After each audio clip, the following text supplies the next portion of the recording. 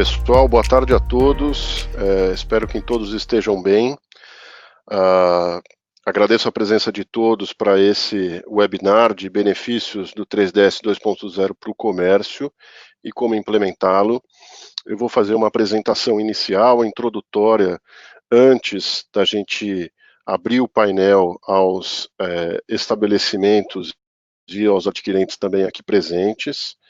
E depois a gente vai abrir espaço para perguntas de todos a respeito de implementação e benefícios do 3DS. Bruno, por favor. Bom, vamos lá. A gente, hoje em dia, aqui no Brasil, a gente tem um desafio bem grande. Eu acho que não é segredo para ninguém que a fraude está toda concentrada no canal não presencial, e isso também acaba impactando não só os números de fraude, mas também os números de aprovação. Em comparação com o mundo, por exemplo, o Brasil tem um dos piores índices de fraude e piores índices de autorização também, girando entre 40% a 80% de nível de aprovação, uma média aí entre 57% e 60%.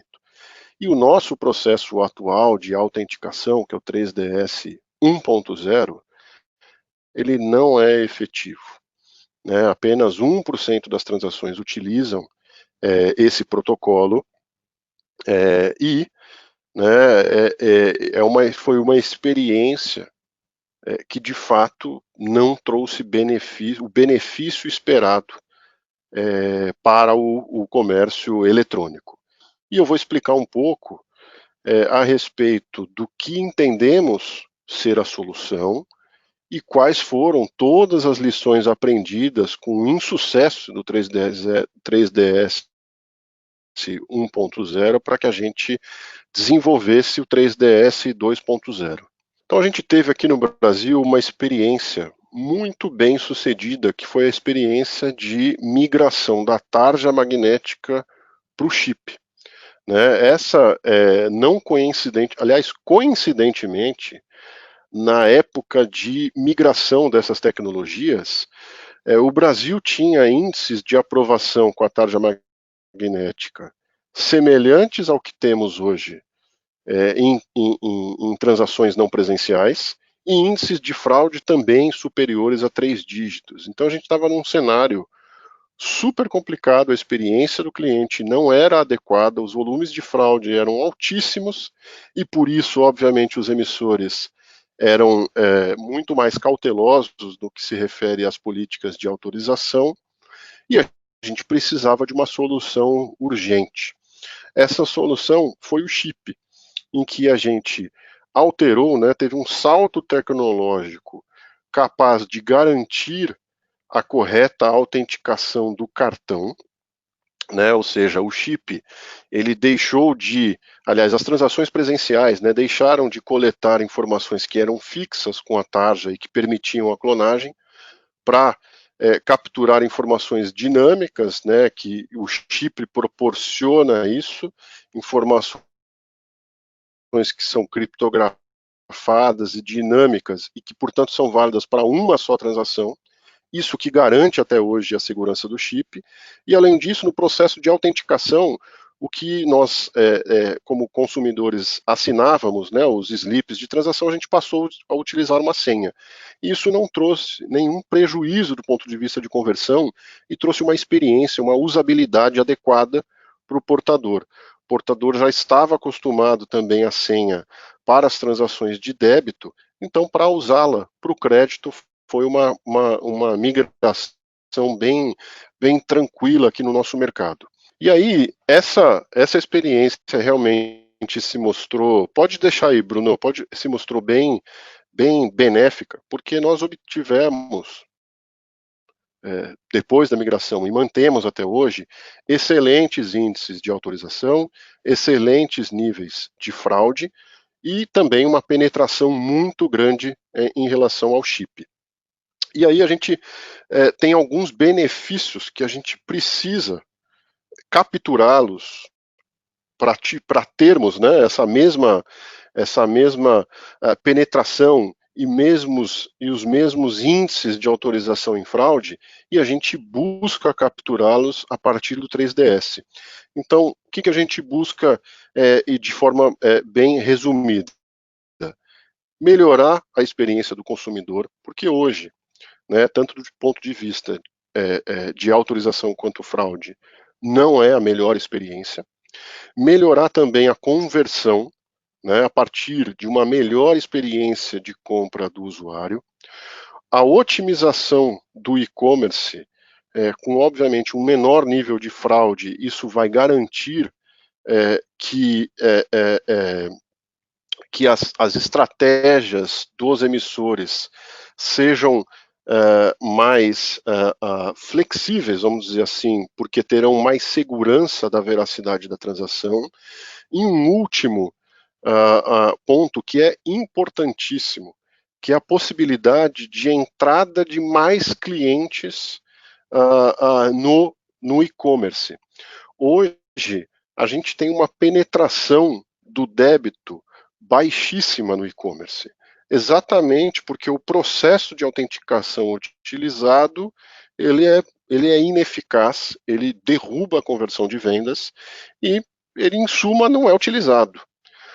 Mas eu costumo falar que a gente tem um Brasil dentro do Brasil hoje, que é a oportunidade que se tem em relação à ativação do débito com transações utilizando o 3DS 2.0. E essa é uma oportunidade única de dinheiro novo que devemos aproveitar. Então a gente tem um potencial enorme de cartões de débito quando a gente compara, né, a quantidade de cartões ativos, a quantidade de cartões ativos de débito é inclusive maior que a quantidade ativa de cartões de crédito. É um volume gigantesco, também do ponto de vista de débito, e que deveria ser aproveitado no e-commerce, né? E a gente tem uma participação hoje em transações não presenciais baixíssima, próxima a 2%, né? Enquanto no crédito, hoje, essa informação que temos é de 2019, do quarto trimestre. Se compararmos a esse ano já é bem maior. Esse ano, obviamente, a gente teve um impacto grande em relação à pandemia, né, de Covid 2019, que exigiu, na verdade, que muitas pessoas que não usavam, né, a transação não presencial passassem a utilizar. Então a gente teve um aumento, vamos dizer assim, na cesta de produtos que é utilizada em cartão não presencial, além, obviamente, do volume de transações. E o que se espera é que as pessoas que passaram a utilizar as transações não presenciais não deixem de utilizar, mesmo com o fim da pandemia. Se acostumem com a utilização do cartão não presencial e mantenham essa utilização. E aí, novamente, eu ressalto que a entrada do débito também nesse mundo é uma grande oportunidade para todo o mercado, né?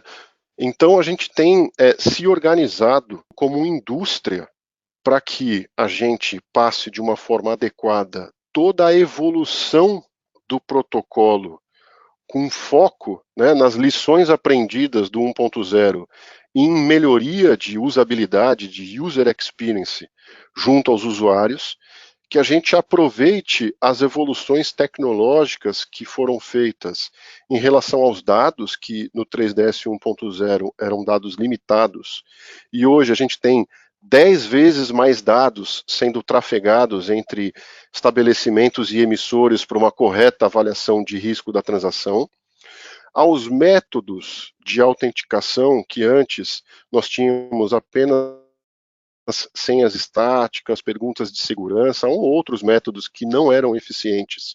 E agora os métodos aprovados, todos eles visam garantir a correta experiência do usuário para que haja, de fato, uma conversão muito boa, né?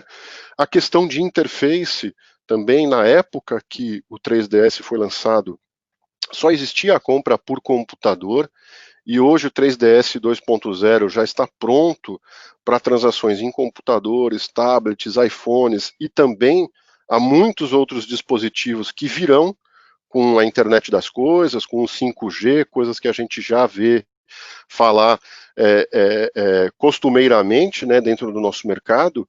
E eu acho que o grande desafio aqui está no processo de implementação que a gente tem feito via BEX. No 1.0, cada participante atuou de uma forma, e isso dificultou a implementação e a usabilidade, a utilização de todo esse protocolo. E a gente está buscando uma atuação conjunta de todos os participantes do nosso mercado, né, para que a gente tenha uma maior unicidade do ponto de vista de implementação e aproveitação de todas as oportunidades que a gente enxerga. Como eu comentei, a oportunidade do débito.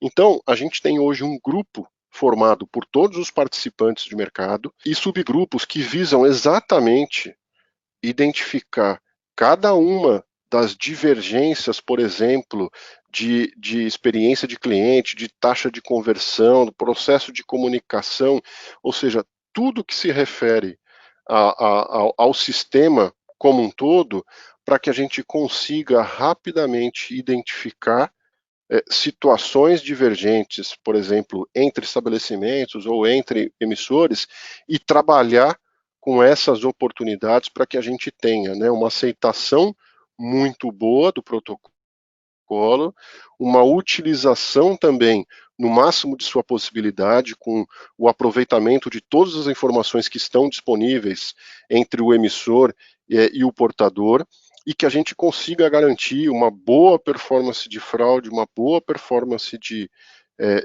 autorização e, obviamente, uma excelente conversão de vendas.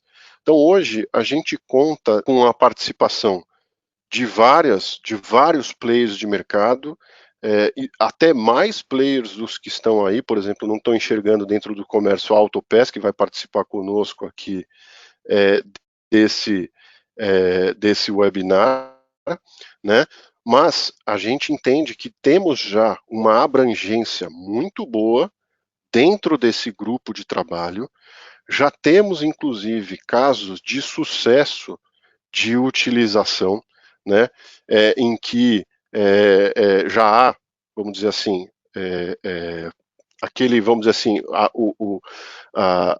nós vencemos aquele paradigma inicial, né, e entendemos agora que, de fato, se houver uma correta implementação por parte do emissor, a correta interpretação dos dados que são enviados pelo estabelecimento, sim, o protocolo funciona, o protocolo consegue aumentar as taxas de autorização, diminuir as taxas de fraude e garantir uma conversão de vendas muito boa.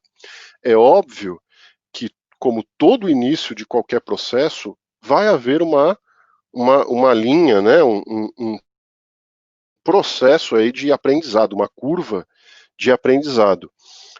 A gente entende que, principalmente em relação ao novo entrante, vamos dizer assim, que é o débito nesse mercado, num primeiro momento, os bancos vão utilizar o seu processo de autenticação, o challenge de autenticação em basicamente todas as transações. E com o aprendizado, com o desenvolvimento, né, com a quantidade de transações que está chegando nesse formato, a gente espera que, em uma linha do tempo, os emissores começam, né, a avaliar as transações e também fazer o que a gente chama de autenticação silenciosa, que é a avaliação daquelas transações, daquelas informações que chegaram, a consideração dessas informações como válidas e a autenticação sem a necessidade do challenge, né? Isso, obviamente, deve acontecer num segundo momento, mas isso é natural, isso é esperado por todos.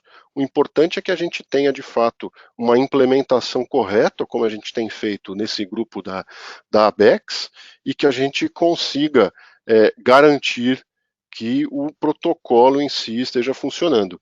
E aí, analogamente ao que a gente teve no chip, a gente vai ter um processo de autenticação que é correto, que é seguro, ao mesmo tempo que a gente vai ter um processo de usabilidade que não trará impactos ao cliente e vai garantir o processo de conversão que a gente espera. Então, essa seria a minha apresentação inicial, né, para que todos estejamos assim na mesma página em relação ao protocolo em si. E agora a gente vai começar essa discussão com os comércios. Então, eu chamo aqui o Leandro da Recarga Pay e o Júlio da Autopeça para participar conosco, e já deixo assim uma primeira pergunta para eles. E eu gostaria, na verdade não seria uma pergunta, eu gostaria mais que vocês passassem um pouco, né, falassem um pouco a respeito da experiência e dos resultados que vocês já estão tendo com a adoção do protocolo. Leandro, Júlio, desculpa, obrigado então pela entrada aí, e por favor fiquem à vontade para as suas considerações. Boa tarde, obrigado, Daniel. Júlio, posso começar aqui, depois é você? Boa. Então, primeiramente, boa tarde a todos. Queria agradecer em nome da Recarga Pay pelo convite participar. Fico bastante feliz em poder contribuir com o crescimento do protocolo. Né? Falando um pouco da nossa experiência, né? A Recarga Pay sendo, se não o primeiro, um dos primeiros estabelecimentos a implantar o protocolo. A gente, no começo lá, tinha pouco dado, pouca informação de como iria funcionar. A gente sempre teve uma visão muito otimista de que seria muito bem-vindo para o mercado, né, o protocolo. A gente sempre enxerga de forma positiva, né, como reforçando o que o Daniel falou um pouquinho antes, trazendo maior segurança nas transações e obviamente, trazendo o débito como incremental, né, que é a cereja do bolo. Acho que é ganha-ganha. Então, como a gente está trabalhando desde o começo, então esse ano de 2020 a gente conseguiu muito contato com o emissor e principalmente com a ajuda do nosso credenciador, no caso a Adyen, que possibilitou a gente a fazer muito entendimento, ajuste técnico, conseguir fazer bastante desenho do que a gente precisava fazer para ajudar no protocolo, para ajudar no entendimento dos emissores a fazer uma classificação melhor dessas transações.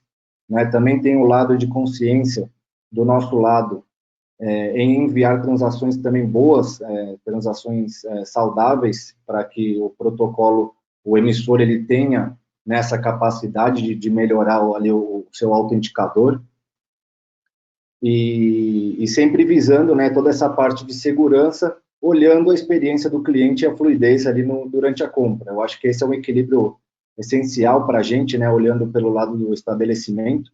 A gente tem que se preocupar com a segurança, mas também que não seja uma coisa muito difícil para que o usuário, né, para que o portador finalize a compra e acaba desistindo ou acaba ficando inseguro de alguma mudança de tela ou alguma jornada difícil e a gente não consiga converter essas vendas positivas. E essa troca de informações e experiências para a gente é vital para o funcionamento pleno da solução, né? E trazer todo mundo para a mesa, todo mundo discutindo, credenciador, emissor, estabelecimento, todo mundo na mesma página, tentando construir um protocolo bom, né, para a gente poder ofertar para o portador. E falando um pouco dos resultados para a gente, é um cenário muito otimista e positivo, tá? Durante o ano aí, estou falando só de transações de débito, mas a gente teve mais de 300 mil transações de débito na nossa plataforma, né? Então, olhando ali o que o Daniel falou anteriormente, do mundo que a gente tem com o débito e o que a gente já conseguiu conquistar esse ano, eu vejo com muita positividade aí o que a gente tem a ganho para o próximo ano, para 2021, né? E um ponto também positivo que eu levantei é a questão da taxa de aprovação, que após o portador ele passar pela autenticação, a gente tem uma média de 80% de taxa de autorização. Então, a gente está conseguindo alcançar o objetivo, que é aumentar a taxa de autorização, por conta que o emissor, né, ele se sente mais seguro em fazer a autorização, e obviamente a gente não tem ali falta de saldo, enfim, a gente acaba esbarrando por algumas coisas que a gente não tem o que fazer, né? Mas eu acho que é muito positivo, e acho que quanto mais os bancos liberarem os bens, mais volume a gente vai ter, e até o momento a gente está tendo uma experiência e resultados bem animadores.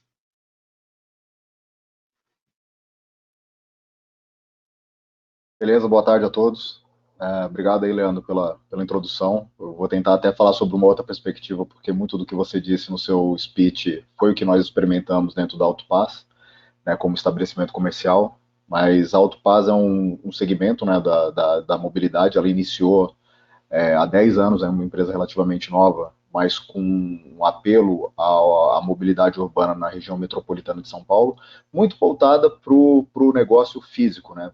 Aquele camarada que tem um cartão de transporte, utiliza no ônibus, então ele recorria a autoatendimento, às bilheterias para fazer a recarga naquele cartão de transporte, bem como o empregador também fazia a recarga, então não tínhamos, né, um modelo de e-commerce. Isso começou há uns 3 anos, então a gente a gente ainda está bem recente, né, nesse mundo, e eu acho que tudo tem o seu momento. Então, nós iniciamos com o desenvolvimento de um app. Hoje nós temos uma plataforma, temos mais de um app, né? O primeiro app é o Vold, ele tem quase pouco menos de 3 anos de idade, e iniciou com a consulta só do cartão de transporte. O camarada que tinha um cartão de transporte, ele consultava o saldo, mas não fazíamos transações financeiras.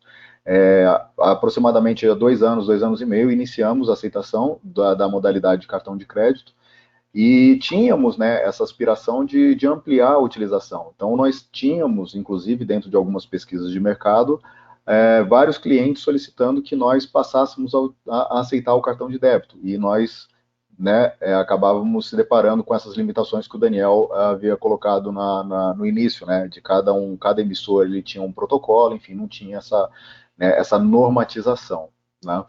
E em julho, se eu não me engano, nós iniciamos a aceitação, e aí até falando sobre alguns desafios, né, dentro da nossa plataforma digital.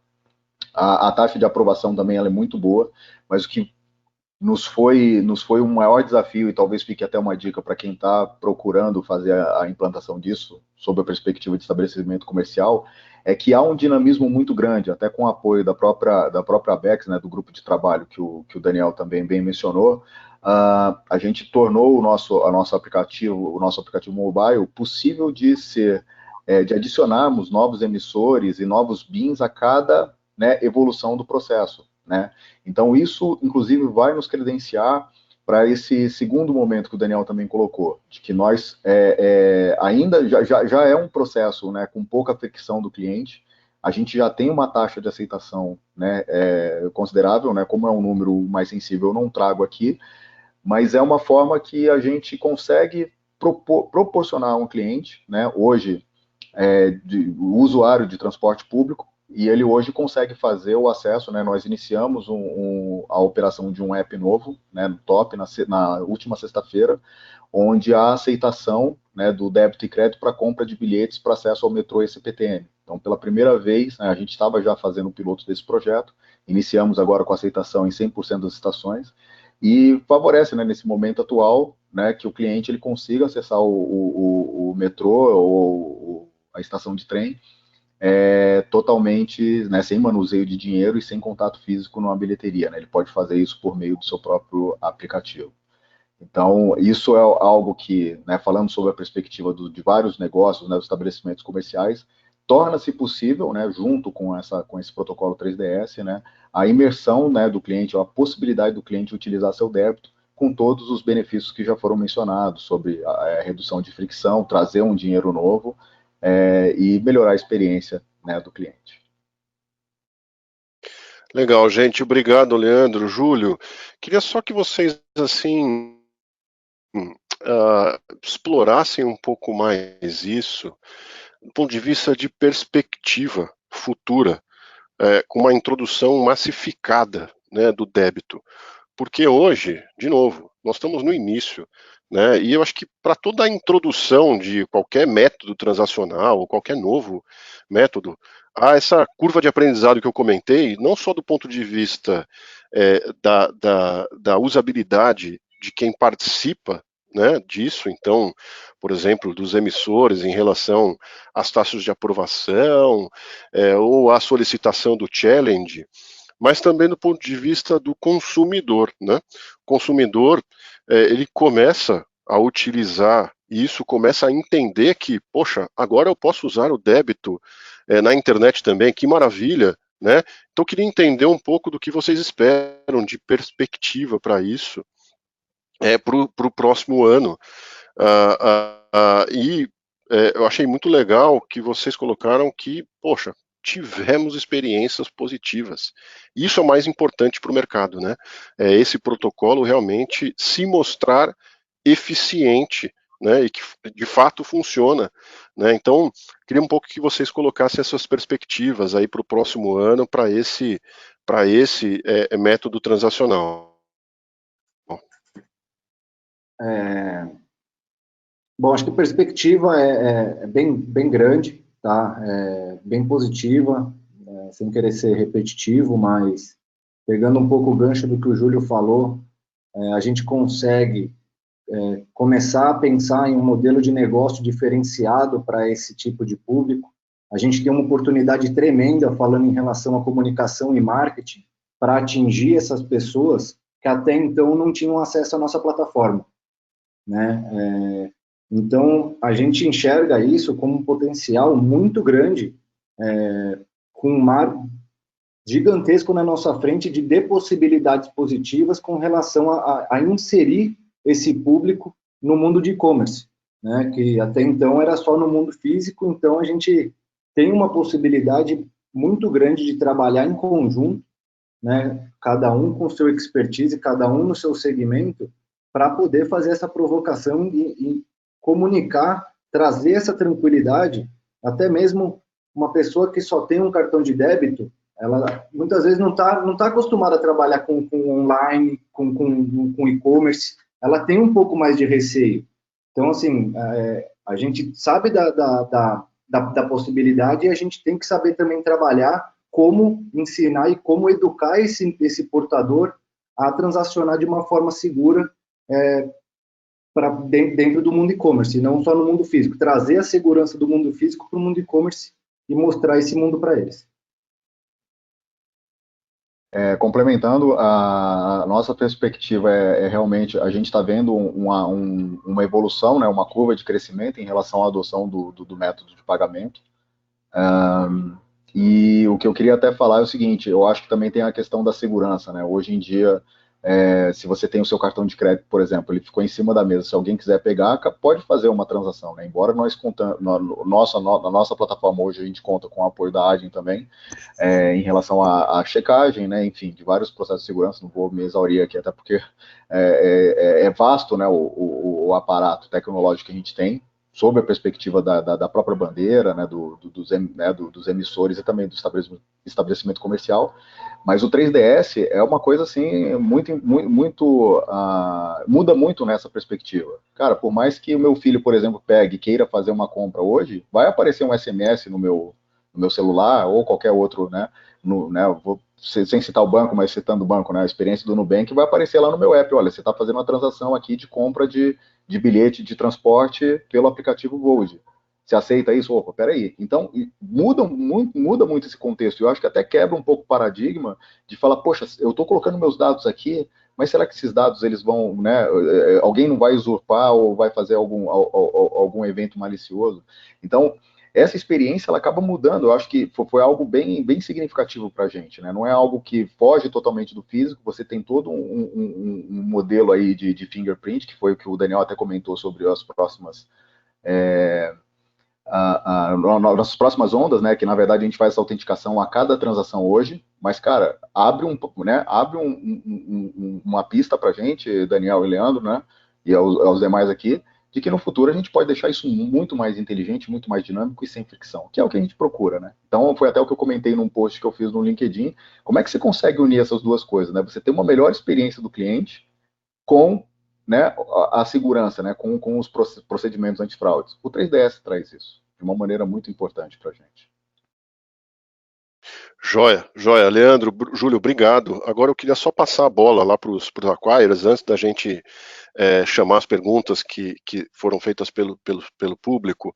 Vinícius, Diogo, Adriana, seria legal, acho que a gente dá um panorama, né, um tutorial aí, basicamente, de como o comércio pode implementar, né, o 3DS, quais os principais desafios e como ele pode aproveitar todas as oportunidades que o protocolo oferece. Então, vamos começar com a Adri, né, a Adriana, porque, obviamente, ladies first. Então, Adri, por gentileza, coloque um pouco o panorama aí para todos, né, para que os estabelecimentos que estejam participando também tenham uma ideia dos desafios e das oportunidades de implementação do protocolo. Claro, acho que assim, os colegas já citaram aqui várias oportunidades, mas o que a gente enxerga, né? Acho que não é novidade, o e-commerce cresce muito quando a gente olha aqui os números exponenciais, então a oportunidade que a gente tem é muito grande. Como que o comércio pode aceitar esse protocolo? Fazendo uma melhor integração no seu checkout, né, uma maneira simples, levar essa simplicidade para a ponta, acho que esse é o nosso principal objetivo e nosso compromisso com os clientes. Então, ele vai aceitar o 3DS, implementando isso no momento de pagar no seu checkout, para que ele possa transmitir essas informações aos emissores, né, e de fato os emissores aprovarem. Então, como que eles podem aceitar isso? Basta contratar com os adquirentes vão dar todo o apoio de como eles devem integrar isso de maneira fácil, simplificada e com melhor aproveitamento de conversão. Que aí não é só as informações que vão ser passadas, mas como serão passadas essas informações, né? A qualificação dessas informações. Eu acho que isso é fundamental, né? E eles entenderem o porquê que esses dados são importantes. E na contrapartida, fazer a melhor comunicação com o consumidor que está na ponta, apoiar, né, o emissor com o melhor entendimento e também comunicação com o consumidor. Então, acho que toda a cadeia trabalhando em conjunto fica muito mais fácil, né? Então, o consumidor também vai se sentir seguro, que acho que é um dos pilares fortes aqui que todos citaram, e vai se sentir à vontade de fazer a compra com esse método simples, fácil e seguro. E aí, com isso, a gente vai conseguir massificar. Tá, e Adri, eu acho que também vale a pena reforçar um ponto, né? E aí, se você achar, pode colocar também as suas observações a respeito. A gente tinha lá uma utilização no 3DS 1.0 que era muito limitada, né, ao checkout na web. E essas implementações que você comentou, elas não estão limitadas hoje só à web, né? Então, assim, imagino que ao app, ao mobile, a qualquer tipo de utilização não presencial, essa integração e implementação pode ser feita. Perfeito. Não só as integrações com web, app, e também para crédito e débito, né? A gente sabe que o débito é a grande expectativa até para galgar novos negócios, mas muitos clientes desconhecem que essa opção é válida para o crédito também. Ou aqueles clientes que tiveram uma experiência não tão boa, como você explicou no início, eles têm receio de utilizar para o crédito. Então, acho que vale toda a cadeia, nós principalmente aqui, reforçarmos que vale tanto para crédito, débito e qualquer tipo de integração. Então, cliente que tem site, tem um aplicativo, ele vai ter a melhor experiência e está aberto a todos, né? Então, acho que isso é importantíssimo.